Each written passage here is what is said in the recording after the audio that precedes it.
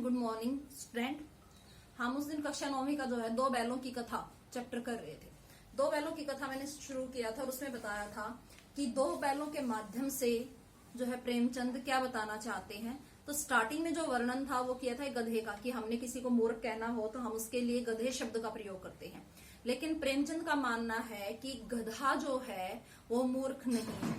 हम किसी भी व्यक्ति को उसकी सहनशीलता के कारण, उसकी सहिष्णुता के कारण और उसके सीधेपन के कारण उसे मूर्ख कहते हैं।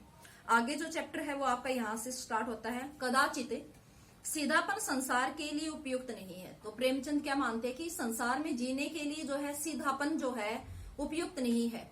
यहाँ इस संसार के अनुसार ही चलना पड़ता है। जो जैसा व्यक्ति उसके साथ वैसा ही व्यवहार किया जाता है। अगर हम वैसा नहीं करते तो हमें मूर्ख समझा जाता है। देखिए ना, भारतवासियों की अफ्रीका में क्या दुर्दशा हो रही है, क्यों अमेरिका में उन्हें घुसने नहीं दिया जाता।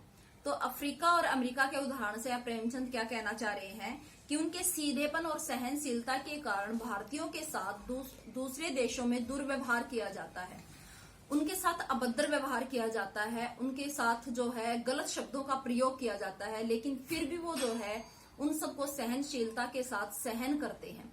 एक कारण भी होता है, आप अगर किसी के घर जाते हो तो आपको जो है उनके घर रहते हो तो उनको जो है सहन करना पड़ता है, वो चाहे आपके लिए कैसे ही शब्दों का प्रयोग करते हैं। तो इसी तरह से जब हम कहीं बाहर देश जाते हैं तो हमारा देश नहीं है, इसलिए हमें वहां जो है उस आजीविका के लिए जो है उनकी बातों को सुनना पड़ता है।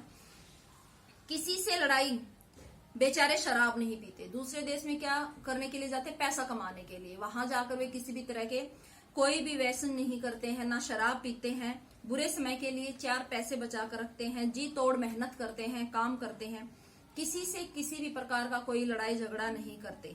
चार बातें सुनकर भी गम खा जाते हैं। उन लोगों की चार बातें सुनते हैं और पलटकर जवाब भी नहीं देते।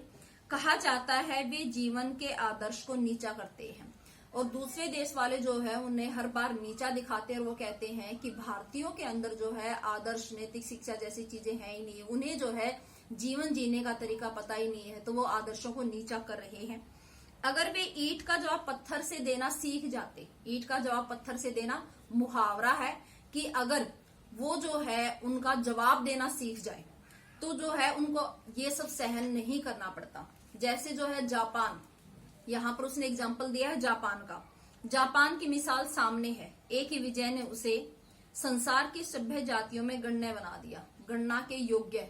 कौन सी विजय ने? 1904 और 5 में जो है जापान और रूस के बीच एक युद्ध हुआ था। जापान छोटा सा देश है, उसने जो है उस युद्ध में जो है रूस को हरा दिया था और अपनी इस विजय ने जो है उसे संसार के सामने लोहा मनवा दिया कि जापान जो है किसी भी तरह से किसी देश से कम नहीं है और आज उसे जो है अच्छे देशों में गिना जाता है।